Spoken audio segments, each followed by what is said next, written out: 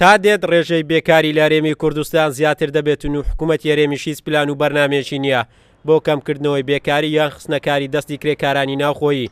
سەندیکای کرێکارانی کوردستانیش ڕای دەگەێنێت قەیرانی دارایی هەزاران کرێکاری ڕەوانەی ماڵەوە کردووە و وتەبێژە و سەندیکایش دەڵێت تەنها لە ماوەی 6 مانگی ڕابردوو 21 کرێکار لەسەر کارەکانیان جانیان لەدەستدا و بەشێکی زۆری کرێکارانیش لەلایەن خاوەن کارەکانیانەوە مافەکانیان پێنادرێت. ڕێژەی بێکاری لە بەرزبوونەوەدا بووە تا ئێستا هیوادارین لەمە دووە ئەگەر ئەو قەیرانانە چارەسەر بکرێ بابرین بارودۆخی هەرێمی کوردستان شارەکانمان زیاتر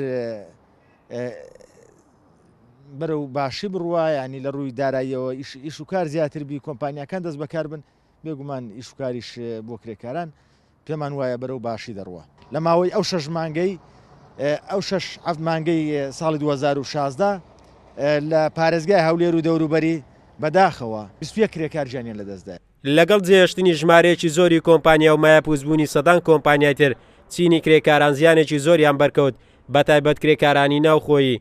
ئابووری ناسێکیش ڕای دەگەێنێت بەردەوام بوونی دۆخی هەرێم بەم شێوەیە ئێستا ڕێژەی بێکاری و هەژاری لە هەرێمی کوردستان زیاتر دەکات. ئەو هەنگاوانە بکەین کە وڵاتانی پێشکەوتونیانە لە کاتێکتا ئێمە هەنگاوەکانی ئەوان بۆ بەرزبوونەوەی داهاتی تاکە کەسی بۆ کەمکردنەوەی ڕێژەی هەژاری بۆ کەمکردنەوەی ڕێژەی بێکاری نەمانگرت بێتە بەر. واتە تۆ پێویستە داهاتی تاکەسی لە هەرێمی کوردستانە لە 700 دلار کەمتر نەبێ بۆی بتوانین بڵێ ڕێژەی هەژاری لە هەرێمی کوردستان دا ئەبەزێنم.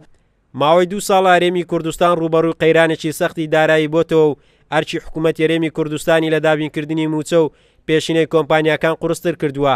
بەمەش کاریگەریەکانی ئەم قەیرانە هەزاران کرێکارانی بێکار هێشتۆتەوە و سەرباری هاتنی ژمارەیەکی زۆری پەنابەر کات دەستی کاری ناوخۆیی کەمتر کردوتەوە.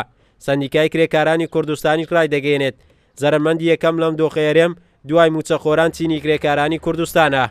قارەمەنجەوەر، کورسات نیوز، هەولێر.